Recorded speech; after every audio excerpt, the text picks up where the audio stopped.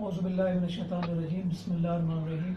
ناظرین، ہم موجود ہیں ڈاکٹر ارشد نعیم بٹی صاحب کے پاس، جو کہ مرکزی جنرل سیکرٹری ہیں homeopathic doctors pharmaceuticals and chemist association کے، اور ماشاءاللہ سے پچھلے 30 برس سے زائد کا عرصہ ہے ان کا پریکٹس کا، جس کے نتیجے میں وفاقی دارالحکومت کے اندر اور مختلف شہروں سے بھی ان کے جو مستقل مریض ہیں ان کی ہزاروں کی تعداد موجود ہے، اور مختلف کالجز کے اندر انہوں نے لیکچرز بھی دیے، بچوں کو پڑھایا بھی، اور اس ٹائم ان کے جو شاگرد ہیں وہ بھی ہزاروں کی تعداد میں فیلڈ میں اپنی خدمات انجام دے رہے ہیں۔ تو ڈاکٹر صاحب، یہ آج کا ہمارا کوشچن یہ ہے کہ یہ جو ایج گروپ کے حوالے سے ہماری ڈائٹ کیا ہونی چاہیے؟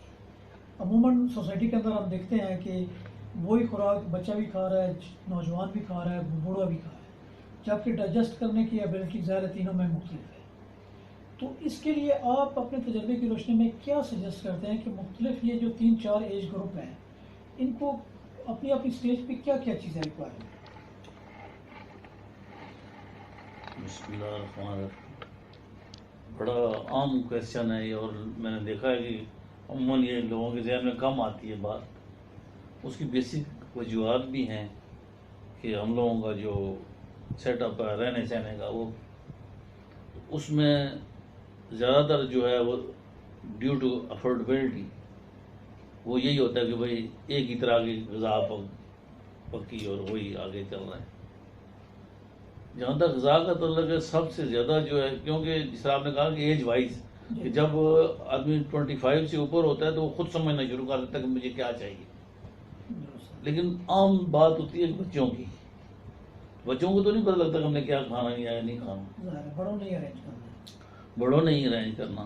تو ہم نے یہ دیکھا کہ گھروں میں دیکھا، اور اکثر میرے پاس مریض بھی آتے ہیں، ان کے بچے بھی ہوتے ہیں، اور ان کی مختلف جو پرابلم ہے وہ صرف خوراک کی وجہ سے ہوتی ہے، کہ کوئی ان کو ڈیزیز نہیں ہوتی، صرف خوراک کی وجہ سے۔ مثلاً میں نے جس طرح میں مثال یہی ہے کہ ابھی جس طرح لوگوں میں یہ ٹرینڈ پھیلا کہ بھائی آئل استعمال کیا جائے کہ اس میں کولیسٹرول کم ہوتا ہے وغیرہ وغیرہ، تو اب ہوتا یہ ہے کہ سب بچوں کو بھی وہی دیا جاتا ہے اور بڑوں کو بھی وہی۔ اب بچے جو ہیں ان کو تو گھی کی ضرورت ہے،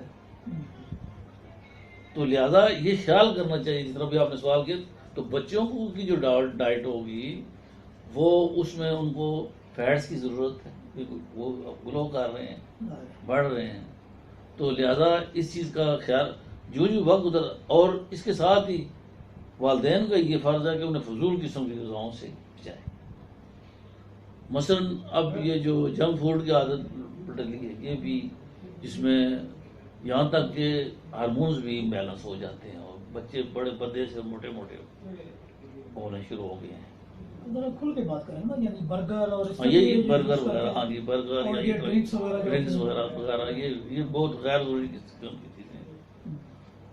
ایکچولی جو فوڈ ہے وہ اس کے میرٹ یہ ہوتا ہے کہ جتنا کوئی جتنے بھی زیادہ کام کرے گا، جتنی کیلوریز برن کرے گا، اسی حساب سے لے۔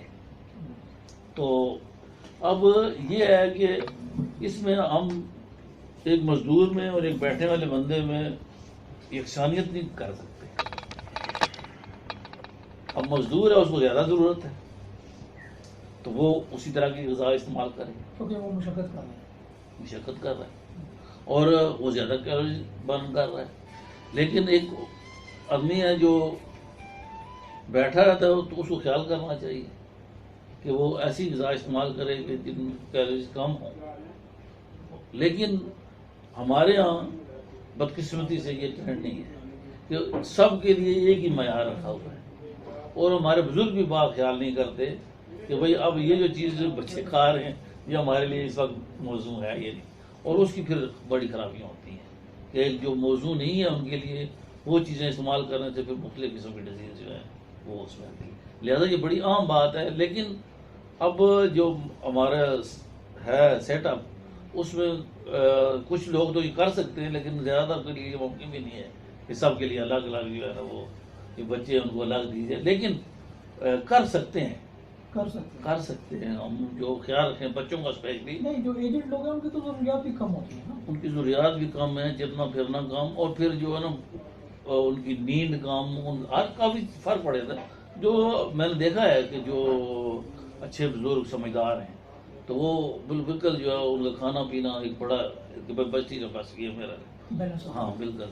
لیکن باہر ایسے ہیں کہ وہ تو کہتے ہیں جی ہم نے آئے یہاں پہ کھانے کے لیے, تو کھانے کے لیے ٹھیک ہے نا, تو وہ بھی مانتے. پھر وہ گھروں میں ہوتا ہے کہ بھائی وہ جو اپنی جونیئر اپنی جو ان کی بیٹیاں بیوی یا کوئی بہو وغیرہ ان سے ان کی لڑائی رہتی ہے کہ بھائی جو ان کی ڈیمانڈ ہے اس کے مطابق دیا نہیں جاتا.